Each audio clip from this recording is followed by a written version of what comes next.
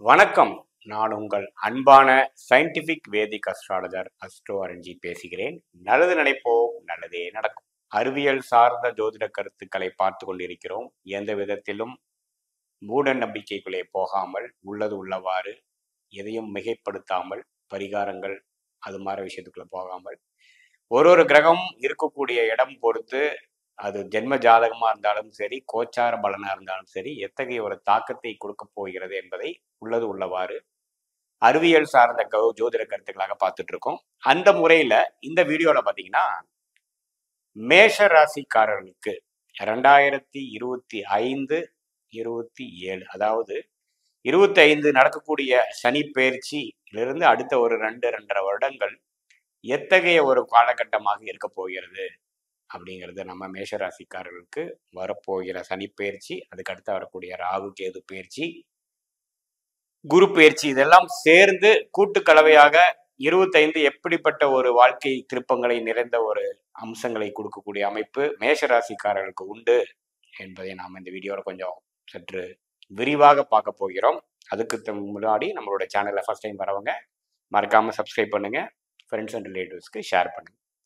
இப்போ பார்த்தீங்கன்னா, சனி பெயர்ச்சி மார்ச் இறுதியில் 2025 மார்ச் 29, 2025 பார்த்தீங்கன்னா, சனி கும்பத்துல கடந்த 2.5 வருடமாக இருந்த சனி மீனத்துக்கு, குருவின் வீடாகிய மீனத்துக்கு இடம்பெயர்கிறார். அதே போல ராகு கேது 1.5 வருடத்துக்கு ஒரு தடவை இடம்பெயரக்கூடிய ராகுவும் கேதுவும் ஏப்ரல் 2025 அப்போ மீனத்தில் இருக்கக்கூடிய ராகு கும்பத்துக்கும், அதே மாதிரி கன்னியில் இருக்கக்கூடிய கேது சிம்மத்துக்கும் இடம்பெயர்கிறார்.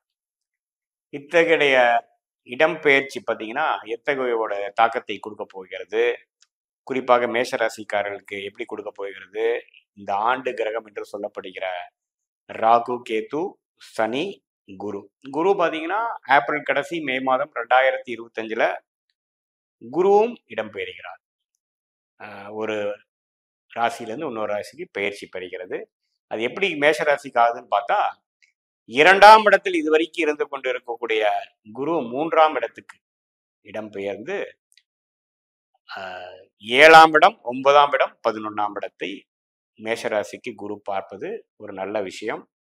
அதே சமயத்துல 12ஆம் இடத்தில் இதுவரைக்கும் இருந்த ராகு 11ஆம் இடம் என்று சொல்லப்படுகிற லாபஸ்தானத்துக்கு போவது ஒரு நல்ல விஷயம்.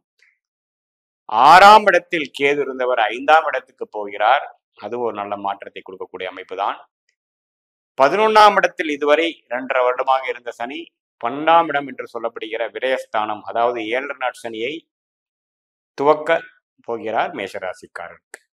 இத்தகைய ஆண்டு கிரகத்தின் பயிற்சிகள் எப்படி ஒரு தாக்கத்தை மேஷராசிக்காரருக்கு கொடுக்க போகிறதுன்னு பார்க்கும் பொழுது, நம்ம முதல் பார்க்க வேண்டியது சனி. சனி வந்து இப்போ 11ஆம் இடத்துல இருக்கிறது ஓரளவுக்கு நல்ல ஒரு அம்சம்தான்.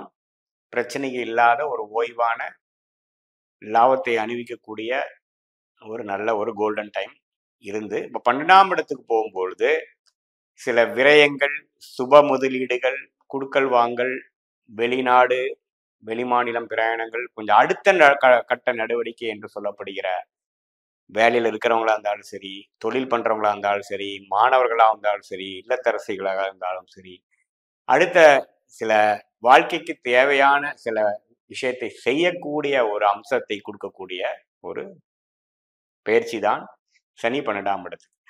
7 நாட் சனின்னு ஒரு விஷயம் வந்து வராமையே போயிடுச்சுன்னா மனுஷன் வந்து டெவலப் ஆகாம அப்படியே வந்து அவரோட கம்ஃபர்ட் ஜோன்லயே குளிர் காஞ்சிட்டு போயிடுவார். 7 நாட் சனி எப்போ ஸ்டார்ட் ஆகுதோ, ஃபர்ஸ்ட் ஆஃப் ஆல் ஜாதகருக்கு வந்து சாட்டிஸ்ஃபேக்ஷன் இருக்காது. நம்ம இது வரைக்கும் இருந்தோமே, அதுல இருந்து சில முயற்சிகள் செய்யணும், மாறணும், இப்படியே இருந்தா எப்படிங்கிற மாதிரி சில மாற்றத்தை கொடுக்கக்கூடிய ஒரு அம்சம் தான் வந்து இந்த சனி பயிற்சி.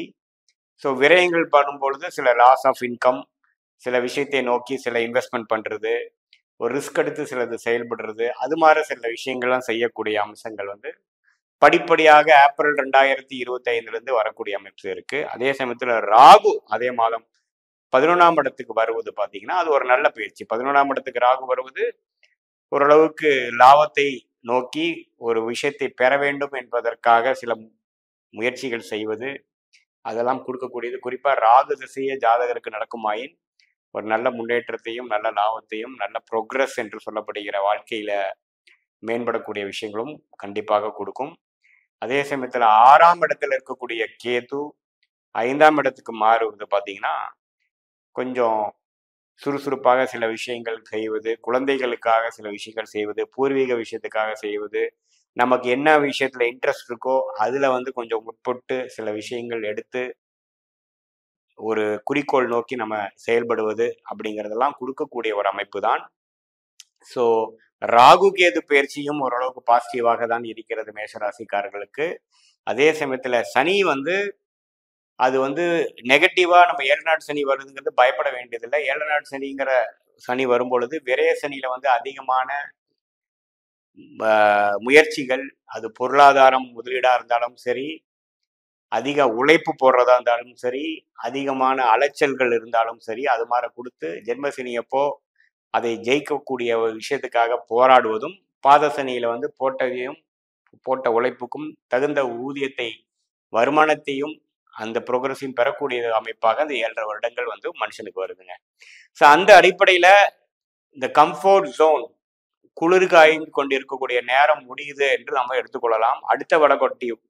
அடுத்த வாழ்க்கையில வரக்கூடிய ஒரு மேம்பாடுக்காகவும் டெவலப்மெண்ட்டுக்காகவும் அடுத்த படிநிலை பரிமாறும் டோட்டலாகவே நம்மளுடைய லைஃபோட ஸ்டேட்டஸ் மாறக்கூடிய அமைப்புக்கு வேணுங்கிற முயற்சிகள் எடுக்கக்கூடிய ஒரு உத்வேகத்தை கொடுக்கக்கூடிய ஒரு ரிஸ்க் அபிலிட்டியையும் ஒரு முயற்சி எடுக்கக்கூடிய மனநிலையும் சந்தர்ப்பத்தையும் கொடுக்கக்கூடிய அமைப்பு கொடுக்குதுங்கிறத நாம் எடுத்துக்கிறோம். அதே சமயத்துல குரு வந்து 3ஆம் இடத்துக்கு வாடுறது இன்னுமே முயற்சிகள் அதிகமாகக்கூடிய அமைப்புகள், பேச்சு மூலமா, தகவல் தொடர்பு மூலமா, கான்டாக்ட்ஸ் மூலமா சில விஷயங்கள் கிடைக்கக்கூடிய அமைப்புகள், அதே சமயத்துல சில நண்பர்கள் மூலமாக, பார்ட்னர்ஷிப் மூலமாக சில ஆதாயங்கள் செய்யக்கூடிய அமைப்புகள், 9ஆம் வீடை பார்ப்பதனால் சில பூர்வீக விஷயத்தினால கொஞ்சம் ஜெயிக்கக்கூடிய அமைப்புகள், லாபம் பெறுவதற்காக சில முயற்சிகள் செய்வதற்காக 11ஆம் வீட்டு பார்வையும் வேலை செய்கிறது. ஸோ கூட்டு விஷயமாக பார்க்கும் பொழுது ஒரு நல்ல அடுத்த நிலை டெவலப்மெண்ட் விஷயத்தை நோக்கி மேஷராசிக்காரர்கள் படிப்படியாக செயல்படுவதற்கு ஒரு உகந்த ஒரு பயிற்சியாகவும் ராகு கேது சனி குரு பயிற்சி வருகிறது. ஸோ இந்த கடந்த 2.5 வருடம் காலகட்டத்தில் நடந்த விஷயத்தை காட்டிலும் அடுத்த வரக்கூடிய 2.5 வருடங்கள் வந்து ஆக்ஷன் ஃபீல்டாகவும் டிராமாட்டிக்காகவும் உழைப்பு சார்ந்த விஷயமாகவும் அதிகமாக நாம வந்து இத்தனை விஷயங்கள் நடந்ததுன்னு சொல்லக்கூடிய அதிகமான வாழ்க்கை சம்பவங்களாகவும் வரக்கூடிய ஒரு காலகட்டமாக மேஷராசிக்காரர்கள் அந்த காலத்தை கண்டிப்பாக எதிர்கொள்ளலாம். அதுக்கு தகுந்த மாதிரி விஷயங்களை வந்து இந்த 6 மாசம் இப்ப இருந்தே பார்த்தீங்கன்னா ஒரு 6 மாசத்துல அதுக்கு தகுந்த மாதிரி சில பிளானிங், அதுக்கு மாதிரி சில செயல்பாடுகள்லாம் வரக்கூடிய அமைப்புகள் கட்டாயம் மேஷராசிக்காரர்களுக்கு உண்டு.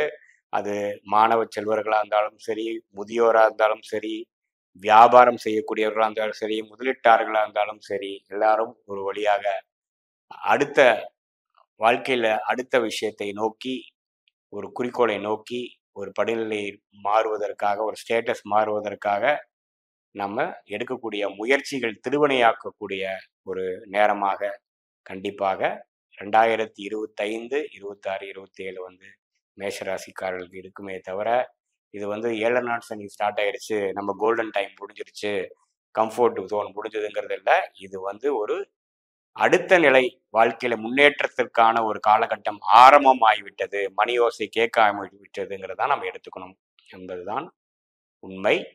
இது ஒரு பொதுவான பலனையை தவிர உங்களுடைய ஜாதகத்தில் என்ன ஒரு தசாபுக்திகள் உங்களோட ஜென்ம ஜாதக பிரகாரம் அந்த தசாபுக்திகள் உங்கள் லக்னத்துக்கு எத்தகைய ஒரு தசாபுக்திகளாக இருக்கிறது பொறுத்து உண்மையுமே துல்லியமான பலன்களை நாம் கண்டிப்பாக பெறுவோம். மீண்டும் மற்றொரு காணொலியில் சந்திப்போம். நன்றி, வணக்கம்.